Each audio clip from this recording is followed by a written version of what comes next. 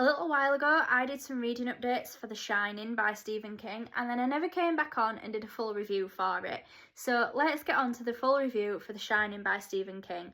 Now, if you didn't see those reading updates, this was actually a reread for me. I read The Shining when I was 13 years old the first time round, and as much as it pains me to admit, that was 20 years ago now. So reading it as an adult was a very different experience from reading it as a teenager. And I gave this 4 stars. If you've never dipped your toes into Stephen King, do. However, I do recommend perhaps starting with a book like The Shining. I have DNF'd some Stephen King books in my time. The man likes a backstory.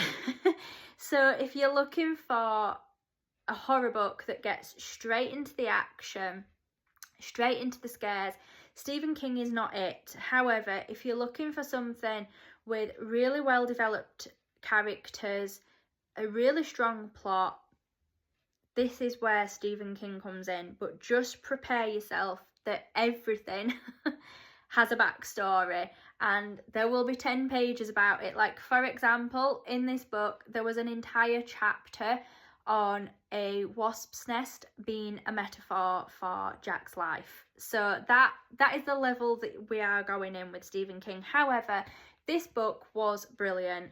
I enjoyed it just as much as what I did when I read it 20 years ago. It did not scare me quite as much as what it did when I was 13, but then again, I didn't expect it to, with me reading it as an adult now and with it being a reread. But it was still brilliant, still thoroughly enjoyed the experience, and it is a Stephen King book that I can highly recommend.